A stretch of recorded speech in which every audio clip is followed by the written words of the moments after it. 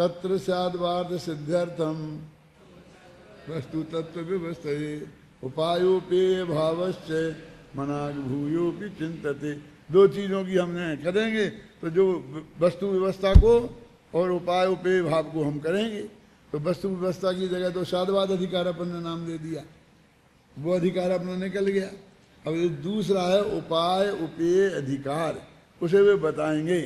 तो वो कहते हैं कि वो हमारा त्रिकाली तो भगवान आत्मा से, यानी वो जो साधवाद अधिकार था ना, उसमें तो इन्हें 47 शक्तियों का वर्णन कर दिया। वो साधवाद के छंद भी हैं शुरू में, 14 छंद है ना। अब इनमें ये तो क्या किया, इसमें 47 शक्तियों का वर्णन कर दिया। अब आपसे यदि साधवाद पर लेख लिखाएं तो उसमें आप 47 शक्तियां लिखोगे। मैं ये कहना चाहता हूँ, परमात्मा तो इतने दिनों से सुन रहे हो, तो इस साधवाद की सीमा में आ गई ये 47 शक्तियां, और साधवाद का हम लेख लिखें तो साधवाद के लेख में हम 47 शक्तियों को कम से कम नाम गिनाएंगे क्या? किसी ने गिनाए? मैं सबसे पूछता हूँ, कोई अम्माई लाले अभी समझता है पूरा हो गया अपनों को 47 शक्तियों का प्रकरण, और साधवाद अधिकार भी पूरा हो गया कि 47 शक्तियां ये साधवाद हैं। किसी को 47 शक्तियां नाम पढ़ लिए, उनकी व्याख्या सुन ली, और उधर भी अलग ही हैं, ये अपने अलग चल रहा है। जब साधवाद अधिकार नाम के अधिकार में उनकी 47 शक्तियों का वर्णन इतने विस्तार से किया है ना, तो वो तो साधवाद अधिकार में आ गई, साधवाद से सिद्ध हुई ना। अब ये कहते हैं कि इसी में, अब वो जो 47 शक्तियों में क्या क्या चीज शामिल थी, एक द्रव्य, उसके गुण और उसकी निर्मल पर्याय। विकारी पर्याय शामिल नहीं की थी ना, क्या महावीर प्रसाद जी? अब इतनी तो बात याद है। अब ये कहते हैं कि द्रव्य और गुण, ये तो रह गया वो आत्मा, तो उसकी भी जो निर्मल पर्याय थी उनके हमने दो भेद किए, एक उपाय रूप और एक उपेय रूप। समझ गया ना? क्योंकि वो होना है, जो है वो वस्तु है, जो होना है वो पर्याय है। वस्तु में द्रव्य है, जो होना है वो पर्याय है, जो है वो द्रव्य है, जो होती है वो पर्याय है। वैसे अस धातु के दोनों ही अर्थ होते हैं। अस्ति माने है और अस्ति माने होती है, कोई भगवती कह लो, बस कहते। भू धातु और अस धातु के दोनों एक ही अर्थ में है। तो इस तरह अभी मैं पढ़ता हूं थोड़ा, देखो। यद्यपि आत्म वस्तु ज्ञान मात्र ही है। वो प्रश्न तो कहां से खड़ा हुआ था परिशिष्ट में, कि आप आत्मा को ज्ञान मात्र कहते आए हो, तो क्या और सुखादि रूप आत्मा नहीं है? कि है, तो क्या है? अनेकांत है। क्या कि सुखादि रूप ये भेद भी है, शक्तियां अनंत भी है, और अनंत शक्तियों का अखंड पिंड आत्मा एक भी है। तो एक और अनेक, ये साधवाद सिद्ध हो गया, ये साधवाद सिद्ध हो गया। समझ गए ना? अनंत शक्तियां हैं तो अनंत गुण वाला आत्मा है, और परस्पर विरोधी जो धर्म है, ऐसा भी है और ऐसा भी है, नित्य भी है और अनित्य भी है, ये साधवाद आ गया। इसे 47 शक्तियां आ गई। अब वो कहते हैं कि उन 47 शक्तियों में हर एक में द्रव्य गुण और निर्मल पर्याय थी। तो निर्मल पर्याय के दो भेद हैं। कौन कौन से? उपाय भाव और उपेय भाव। अब मोक्ष की दशा बताएंगे और साधक भाव की दशा बताएंगे, जो चौथे गुणस्थान से शुरू होती है। देखो, यद्यपि आत्म वस्तु ज्ञान मात्र ही है, तथापि उसमें उपाय उपेय भाव विद्यमान रहता ही है, क्योंकि एक होने पर भी आत्मा साधक रूप से और साध्य रूप से स्वयं ही परिणमित होता है। अब वो कर्ता कर्ती कर्म कर्ण संप्रदान में सब लगा लो। उसमें जो साधक रूप भाव है वह उपाय है, और जो सिद्ध रूप भाव है वो उपेय है। क्लियर हो गया? तात्पर्य यह है कि मोक्ष मार्ग उपाय है और मोक्ष उपेय है। अनादिकाल से मिथ्या दर्शन, मिथ्या ज्ञान और मिथ्या चारित्र द्वारा स्वरूप से च्युत होने के कारण संसार में परिभ्रमण करते हुए भली भांति ग्रहण किए गए व्यवहार, सम्यक दर्शन, ज्ञान, चारित्र के पाक के प्रकर्ष की परंपरा से क्रमशः स्वरूप में आरोहण कराए जाते इस आत्मा को, इस पंक्ति बहुत महत्वपूर्ण है, बहुत खतरनाक है। क्या है इसमें ऐसा खतरनाक? इसमें व्यवहार रत्नत्रय को मोक्ष मार्ग में ले रहे हैं, समझिए ना। अभी निश्चय रत्नत्रय नहीं आया, निश्चय सम्मेलन ज्ञान चार प्रकट नहीं हुआ, और ये लिख रहे देखो, फिर पढ़ता हूं, देखो ध्यान से सुनना। अनादिकाल से मिथ्या दर्शन, मिथ्या ज्ञान और मिथ्या चारित्र द्वारा स्वरूप से च्युत होने के कारण, ठीक है, संसार में परिभ्रमण करते हुए भली भांति, अब यहां से बदलता है मामला, भली भांति ग्रहण किए गए व्यवहार, सम्यक दर्शन, ज्ञान, चारित्र। जो सम्यक व्यवहार है वैसे तो निश्चय के साथ होता है, वही सम्यक होता है, लेकिन जिनवाणी में कहा है ना उसके आधार से, तो वो कहते उसकी प्रमाणिकता, ये मिथ्या दृष्टि का वो व्यवहार कैसे प्रमाणिक हो जाएगा? कहते मिथ्यात्व के कारण नहीं हो रहा, वो मिथ्या दृष्टि का नहीं है, वो तो आगम के अनुसार है ना,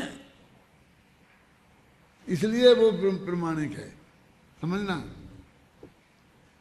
जैसे ये मुनि द्रव्यलिंग बोलते हैं ना इसको, जैसे मुनि अवस्था में द्रव्यलिंग, कभी परसों परसों कोई बता रहा था कि द्रव्यलिंग, तो वो द्रव्यलिंग कैसे द्रव्यलिंग कहलाया? कि शास्त्र में लिखा है कि मुनि अवस्था में ये द्रव्यलिंग और भावलिंग होता है, तो शरीर की जो अवस्था उस टाइप के स्वभाव वे हैं द्रव्यलिंग, और शुद्धोपयोग वीतराग भाव वो है भावलिंग, समझ गए ना। तो ये दोनों ही चीजें होती हैं कि नहीं होती हैं? तो शरीर की अवस्था कैसी होती है, तो उसका वर्णन शास्त्र में है, और उसको द्रव्यलिंग किया। अब किसी ने धारण किया तो वो शास्त्र के अनुसार धारण किया ना उसने, तो वो ऐसा द्रव्यलिंग होता है, उस मिथ्या दृष्टि ने धारण किया इसलिए नहीं, बल्कि वो शास्त्र में लिखा है और उसके अनुसार उसने धारण किया है। ये कह रहे हैं दादा कि पहले ये धारण करना पड़ेगा व्यवहार, सम्यक दर्शन, तब तुम्हें देशना लब्धि के द्वारा, फिर तब जाकर के तुम फिर देशना लब्धि के बाद में चिंतन में जाओगे, तो प्रायोग लब्धि में जाओगे, फिर कैन लब्धि में जाओगे, फिर सम्यक दर्शन होगा। जिसको मैं कहता हूँ रहस्यपूर्ण चिट्ठी के आधार पर कि पहले आगम और गुरु मुख से हमको वो धर्म सत्य बिल्कुल सही समझना पड़ेगा। सत्य नहीं कह रहा हूं, सही, मैं थोड़ा अलग कर रहा हूं उससे, क्यों सत्य दाम तो उसका तब पड़ेगा जब सम्यक दर्शन अनुभूति पूर्वक हो जाएगा। आप सुने ना, मिथ्या दर्शन के साथ का तो ज्ञान सम्यक का कहलाता नहीं है, लेकिन वो जो आगम के आधार पर, गुरु मुख के आधार पर, वो एकदम सही है, और वो पहले होता ही है, क्योंकि देशना लब्धि पहले होती क्या नहीं, 5 लब्धि पहले होती क्या नहीं, सम्यक दर्शन तो 5 लब्धि के बाद होता है। जब कैन लब्धि का भी अंतिम समय निकल जाता है ना, उसके बाद सम्यक दर्शन होता है। तो ये कैन लब्धि को क्या कहना, अभी एक एक पे विचार कर देखो। अपने बहनोई तो अपने रिश्तेदार हैं, अब बहनोई के बहनोई कोई हैं अपने बहनोई जैसे रिश्तेदार तो नहीं है, लेकिन फिर भी रिश्तेदार तो है ना। ये मारवाड़ी लोग तो उनको बेबाई जी कह के चलाते हैं। अपने यहाँ तो वही साहे जी, बहनोई के बहनोई को भी बहनोई जी, और साले के साले को भी साले, मामा के साले को भी मामा, ऐसे ही चलाते हैं ना हिंदी प्रांत में। मराठी का मुझे ज़्यादा मालूम नहीं है कैसे चलाते हैं, आप समझिए ना। तो ये अपने यहाँ जो व्यवहार है, अब ऐसे ही वो धीरे धीरे बढ़ते जाओ। अब मामा को मामा कहा, फिर मामा की साले को मामा कहा, फिर मामा के साले को क्या कहें, तो फिर भी मामा। फिर बढ़ते जाओ जितने भी पीछे, तो उतना ही अधिक फीका व्यवहार होता जाएगा ना, माने व्यवहार में फीकापन आता जाएगा कि नहीं। और आगे एक जगह ऐसी आएगी कि हम उन मामा मामा भले ही कहें, मैं पानी की भी नहीं पूछें, ये रघुवीर नाम के मामा हैं। अब ऐसा ही, हाँ अब देखो सुनो, जब सम्मत दर्शन हुआ ना कर्ण लब्धि के बाद में, तो उसके एक समय के पहले जिस समय का अभाव करके वो पैदा हुआ है, उस पर्याय का अभाव करके पैदा हुए ना, तो उसको अपन ने व्यवहार कारण कहा। अब जो वो पर्याय जिस पर्याय का अभाव करके पैदा हुई, उसको क्या कहेंगे, उसको भी व्यवहार कारण कहा। तो उसके पहले जो पर्याय थी वो उसका अभाव करके पैदा हुई उसको, तो ऐसी असंख्य पर्यायें तो कर्ण लब्धि में ही हो जाएंगी। तो कितना कितना व्यवहार आता जाएगा। फिर उसके प्रायोग लब्धि के समय, फिर एक एक समय की उधर लगाओ, फिर उसके बाद देशना लब्धि के समय, समझ में आई कि नहीं आई। ऐसा व्यवहार है, लेकिन वो एक इस पद्धति प्रक्रिया में से वो गुजरेगा। फिर मैं थोड़ा समझाता हूं, जैसे कि 9 महीना मां के पेट में बच्चा रहता है ना, तो एक एक दिन बढ़ता बढ़ता बढ़ता फिर 9 महीने बाद पैदा होता है। तो 9 महीने की तो प्रक्रिया है ही, है ना। तब तक वो मां नहीं बनी, वो पिता नहीं बने, जब तक बच्चा पैदा नहीं हो गया। लेकिन वो 9 महीने के पहले भी कुछ प्रक्रिया होती है, उस प्रक्रिया में से वो मां गुजरे तो वो दिन आता है कि जब वो 9 महीने में पहले गर्भवती हो। आप समझ में आए ना, उसे ऋतुमती बोलते हैं, क्या क्या है जो कि अभी तुम ज्यादा में गहराई में नहीं जाना चाहता, लेकिन जो समझते हैं वे अंदाज से समझ ले रहे हैं। ऐसा नहीं है कि अचानक चाहे जिसके चाहे जब जो कुछ हो जाता है। उसके पहले भी बच्चे को गर्भ में आना है, उसके पहले भी माता में अपने आप कोई विशेष प्रकार की योग्यता का परिपाक होता है। अब वो कहाँ से गिनना वो अलग बात है। हम तो सब बच्चा गर्भ में आ जाएगा तब से गिनेंगे, तब से गिन लो, और तुम यही गिनोगे तो 9 महीना का हो जाएगा, हम तो तब से गिनेंगे, और तब से गिन लो, जो भी गिनना हो। लेकिन वो इतनी परंपरा पीछे है, इसका संकेत यहाँ पर है। देखो ये जो मैं पढ़ रहा हूँ, काय का अर्थ कर रहा हूँ, देखो इस पंक्ति को।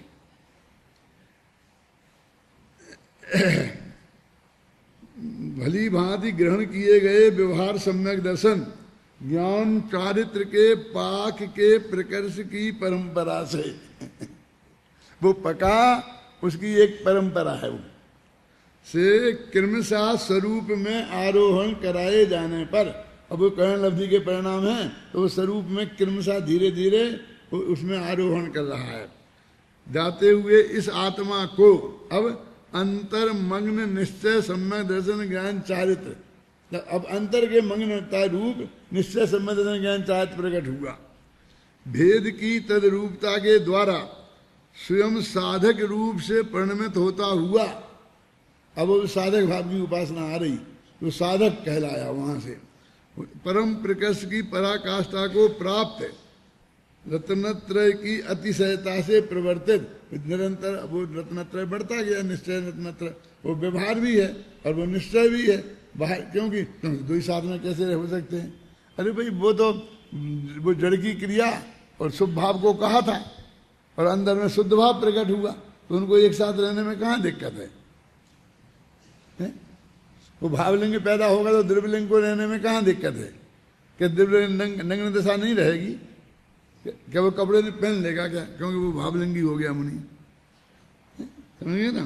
तदरूपता के द्वारा स्वयं साधक रूप से परिणमित होता हुआ परम प्रकर्ष की पराकाष्ठा को प्राप्त रत्नत्रय की अतिशयता से प्रवर्तित सकल कर्म क्षय से प्रज्वलित अस्खलित विमल स्वभाव भावत्व से स्वयं सिद्ध रूप से परिणमता हुआ। स्वभाव भावत्व सिद्ध दशा से परिणमित होता हुआ एक ज्ञान मात्र भाव ही उपाय उपेय भाव को सिद्ध करता है। यानी वो ज्ञान मात्र भी रहता है और उसमें उपाय भाव भी बनता है और उपेय भाव भी बनता है, ये बात सिद्ध होता है। इस प्रकार ये उपाय और उपेय दोनों भाव ज्ञान मात्र आत्मा से अनन्य ही हैं। इसलिए सदा अस्खलित एक ज्ञान मात्र आत्म वस्तु के निष्कंप ग्रहण से जिनको अनादि संसार से निर्मल भाव रूप भूमिका की प्राप्ति ना हुई हो, उन मुमुक्षुओं को भी तत्क्षण की साधक भूमिका की प्राप्ति होती है। जिन अनादि से जिनको नहीं हुई उनको भी इस विधि से जाकर के और सम्मान दर्शन की प्राप्ति होती है। लिखा ना, क्या लगा? उन मुमुक्षुओं को, कौन? अनादि संसार से निर्मल भाव रूप भूमिका की प्राप्ति नहीं हुई थी जिनको, अनादि मिथ्या दृष्टि को, उन मुमुक्षुओं को भी तत्क्षण की साधक भूमिका की प्राप्ति होती है।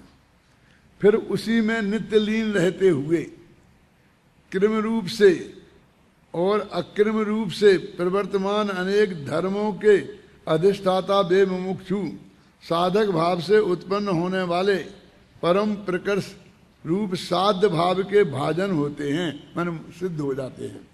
परंतु जो अनेक धर्मों से गर्भित ज्ञान मात्र भाव की इस भूमिका को प्राप्त नहीं कर पाते हैं, वे सदा ही अज्ञानी रहते हुए ज्ञान मात्र भाव को स्वरूप से अभवन और पर रूप से भवन देखते हुए, अभवन और भवन माने क्या? अभवन में नहीं होते हुए, भवन माने होते हुए, जानते हुए, आचरण करते हुए, मिथ्या दृष्टि, मिथ्या ज्ञानी और मिथ्या चारित्री होते हुए उपाय उपेय भाव से अत्यंत भ्रष्ट होते हुए संसार में ही परिभ्रमण करते हैं। ये इतने उपाय उपेय भाव के लिए जो इतनी संस्कृत टीका लिखी आचार्य मणिचंद्र ने, उसमें ये बात उन्होंने बताई कि वो उपाय उपेय भाव कैसे उसमें घट जाता है। तो एक ही आत्मा में वो कहते हैं अनन्य है, अनन्य है, वही कर्ता, वही कर्म, वही करण, वही संप्रदान, कि वही उपाय वही उपेय। अब कहते अरे वो कैसे हो सकता है? वही उपाय वही उपेय। तो कहते पहले वो जब साधक दशा में था तो वो उपाय था, वो जो बात सिद्ध हो गई तो वो उपेय हो गई। अब इनको लगाएं तो दोनों पर्याय हैं। तो पर्याय स्वभाव की उपासना करती है तो वे साधक भाव के उपासक हैं। कौन? पंच परमेष्ठी, चौथे गुण स्थान से लेके ऊपर, और वे सिद्ध भगवान और अरहंत भगवान इस साध्य भाव के उपासक हैं और उपास्य त्रिकाली ध्रुव भगवान आत्मा है। अब ये उपासक भाव ऐसा था, अपना त्रिकाली ध्रुव भगवान आत्मा जिसकी खबर नहीं है किसी को।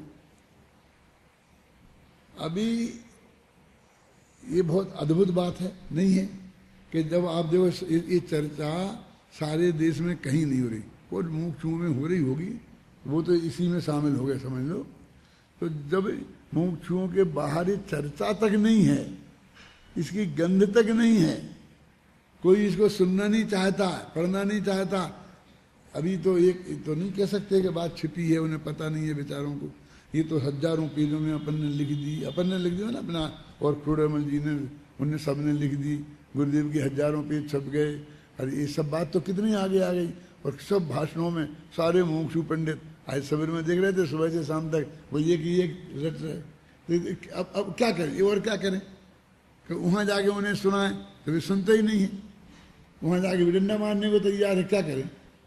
मैंने इतनी जगत में बात बाहर आ गई और फिर भी उनके भाग्य में नहीं आई, उनने नहीं देखी, तो इसको हम दुर्भाग्य के अलावा और क्या कहेंगे? हम भी तो उनमें ही थे ना, हम भी उनमें ही एक दिन थे, और खूब हम काला झंडा लेके काले झंडे दिखाते थे उनको। वे हमें त्रिकाली ध्रुव भगवान आत्मा की बात बताते थे और हम कहते वापस जाओ वापस जाओ, काले झंडे दिखाते थे। वही त्रिकाली ध्रुव की बात इसमें लिखी है, वो उसी को निकालते हैं मंदिर में से, उसी को जलाते हैं, उसी को कुएं में फेंक देते हैं। क्या करें? मैंने बात तो सामने, अब इसमें करे क्या? यानी इसका मतलब वही है कि जो अनादिकाल से जिन जीवों के भाग्य में जिस काल में ये बात आने का होगा वो उसी काल में आएगी। तुम 1000 प्रयत्न करो उसके पहले नहीं आ सकती। ये महासत्य कितना स्पष्ट है। और इसमें कोई शंका की बात रह गई? बोलो, ये बात कितने हाथ में रखे आंवले जैसी स्पष्ट है कि हम अपने, तुम लोग बैठे हो अपने परिवार में, अपने माँ बाप को नहीं समझा सकते, कोई सुनेगा ही नहीं, तुम्हें सुनने ही नहीं देंगे। तुम्हें गांव में जाओगे, अब तुम्हारे अंदर में बहुत भाव आएगा और कोई तुम्हें पढ़ने ही नहीं देगा, सुनना ही नहीं देगा, बात ही नहीं सुनेगा, न घर में न बाहर में। ये कहीं पागल हो गया है, वहाँ चला गया था, उनसे आया नवान क्या बाएं भागता है?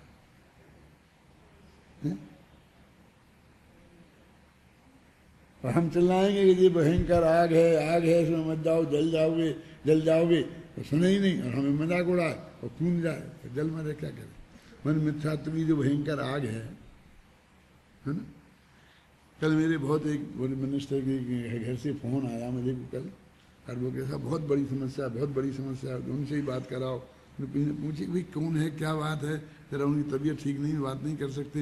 नहीं मुझे तो बात नहीं करना। बात करें क्या? साहब हमारे यहाँ भक्तामर विधान हो रहा था, फिर ऐसा हो गया, तो हमारे परिवार में एक जना मरण हो गया, फिर ऐसा गया, क्या करें, पूजा चालू रख सकते हैं कि बंद कर सकते हैं, कि क्या करें? बहुत खैर वो तो बातें। तो मैंने कहा अभी चालू है कि बंद हो गई? तो बोले कि नहीं, एक महाराज थे, तो महाराज ने बंद करा दी, तो पंडित जी भी बंद करके भाग चले गए और ये सब हो गए। अब मैंने कहा हो ही गई, ये तो अपनी है ही कि सूतक में पूजा नहीं करते हैं, और बंद तो हो ही गई, तो हो जाने दो, कोई दिक्कत ये नहीं है। अब उनकी समस्या ये नहीं थी, और समस्या तो आगे थी कि इसमें हमारे घर का, हमारे परिवार का कोई अनर्थ तो नहीं हो जाएगा, और इससे घबरा रहे थे कि अब बस ये हो गया ऐसा, तो अब हमारा घर वज्र गिरने वाला है, थोड़ी देर में आएगा और हम सब नष्ट भ्रष्ट हो जाएंगे, मर जाएंगे। इतनी घबराहट थी कि उस फोन में ही वो आ रही थी। मैंने बहुत समझाया कि नहीं, कुछ नहीं होगा, आप चिंता नहीं करें। तो मैंने अंत में ये कहा कि वो तुम्हारा सारा कुछ जो हुआ है पाप मैं अपने माथे लेता हूँ, जो कुछ बुरा होगा वो मेरा होगा, तुम्हारा कुछ नहीं होगा, तुम्हें मैं गारंटी देता। मैं गारंटी कैसे दे सकता हूँ यहाँ से बैठे बैठे? कोई पाप का उदय आ गया हो, कुछ हो न होगा तो। लेकिन उनको किसी तरह धैर्य बंधे, आप समझ गए ना। मैंने उनको कहा क्या करता है, बोलो आप। 47 शक्तियों के बाद जो संहार के कलश आ रहे हैं, उनमें 266, 267 और 268 इनको कल अपन ने पढ़ा था।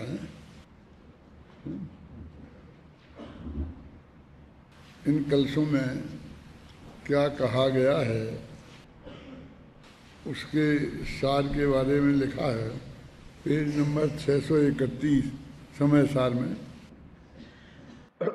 उक्त कलशों में प्रकट की गई आचार्य श्री की भावना का सार यह है कि स्यादवाद की प्रवीणता अर्थात ज्ञान नय और सुनिश्चल संयम अर्थात क्रिया नय के आश्रय से जो अपनीत मोही साधक निज आत्मा की साधना करते हैं, उनके साधक भाव का सुप्रभात होता है और वे साधक शीघ्र ही सिद्ध दशा को प्राप्त कर लेते हैं। और आत्मा को प्राप्त न करने वाले अज्ञानी अज्ञान की काली रात्रि के घने अंधकार में विलीन होकर संसार में परिभ्रमण करते हैं।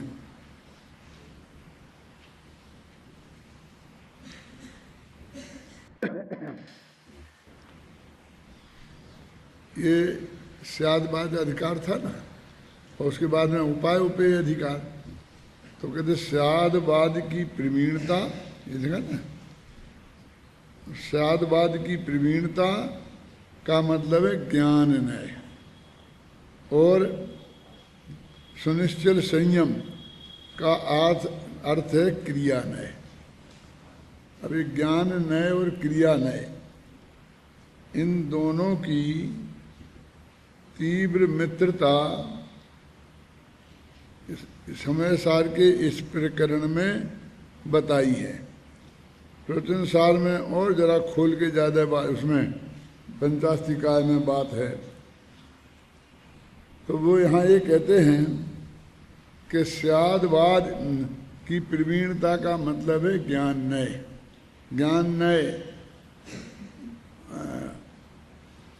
ज्ञान क्रियाभ्याम मोक्षा, ऐसा एक सूत्र अपने यहाँ चलता है, खासकर राजवार्तिक में आया है। तो ज्ञान माने क्या और क्रिया माने क्या? तो जगत के बहुत लोग ये ज्ञान माने जो शास्त्रों से हमने पढ़ करके जाना है ना, इसको बोलते हैं ज्ञान। और फिर महाव्रत आदि की क्रिया, व्रतोपवास आदि की क्रिया, इसको बोलते हैं क्रिया। और वो ये कहते हैं कि इन दोनों को होना चाहिए, क्योंकि इसमें लिखा है कि ज्ञान क्या क्या पढ़ रहे थे, स्यादवाद यही पढ़ रहे थे, स्यादवाद कौशल सुनिश्चय संयमाभ्याम। स्यादवाद की कुशलता और निश्चल संयम। तो वो ये कहते हैं कि ऐसा नहीं है, आत्मा को जानना, त्रिकाली ध्रुव भगवान आत्मा को जानना, ये है ज्ञान। और उसी में जम जाना, रम जाना, ये है क्रिया। मन ध्यान है क्रिया, क्योंकि ध्यान चारित्र गुण की पर्याय का नाम है और ज्ञान ज्ञान गुण की पर्याय का नाम है। तो सम्यक ज्ञान मन साधवाद से जो की प्रवीणता से जो ज्ञान होता है वो सम्यक होता है। तो सम्यक ज्ञान और उसी में निश्चल सुनिश्चल संयम। अब संयम के बारे में कोई ध्यान को तो संयम समझता ही नहीं है। संयम के बारे में व्यर्थ अनुव्यर्थ महाव्यर्थ ये बाहर की जो क्रियाकांड हैं ये इसको वे संयम समझते हैं।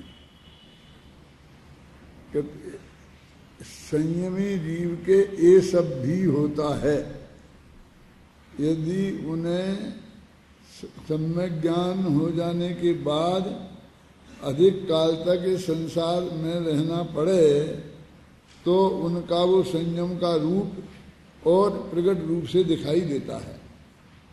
लेकिन असली संयम है ध्यान। तो यदि वो आत्मा को जाने और जानकर अंतर मुहूर्त के लिए आत्मा में ही जम जाए तो वो संयम हो गया और वह केवल ज्ञान हो जाता है। तो वहाँ वो संयम का जो वो रूप है जिसे सारा जगत संयम कहता है वो देखने दिखाई नहीं देता। इसलिए जब वो कहते हैं कि ज्ञान और क्रियानय की मित्रता है तो वो क्या समझते हैं कि हमको तो दोनों पालना चाहिए। हम स्वाध्याय कर रहे हैं, अध्ययन कर रहे हैं, गुरुमुख से पढ़ रहे हैं तो ये हो गया ज्ञान और बस हमने ये क्रिया पाल ली जो भी अनुव्रतों की, महाव्रतों की, श्रावकों की और मुनि धर्म की क्रियाओं का वर्णन चरणानी योग में है। और वो दो रूप हैं, एक तो शुभ क्रिया रूप और एक शुभ भाव रूप। आत्मा में जो शुभ राग रूप परिणाम हैं उनको भी, और दूसरी जैसे मैंने कहा था कि नहाना धोना फिर पूजा पाठ करना, इस थाली का माल इस थाली में करना, वो जो भी क्रियाएं होती हैं मुनि धर्म की और गृहस्थ धर्म की उनको क्रिया माने उस चारित्र उसको मानते हैं। देखो चारित्र तो होता है वीतरागता का नाम है और राग तो वास्तव में चारित्र का विरोधी भाव है। तो एक तो वो राग जो विरोधी भाव है उसको हम चारित्र मानते और जो दूसरे परद्रव्य की जड़ की क्रिया है उसे चारित्र मानते।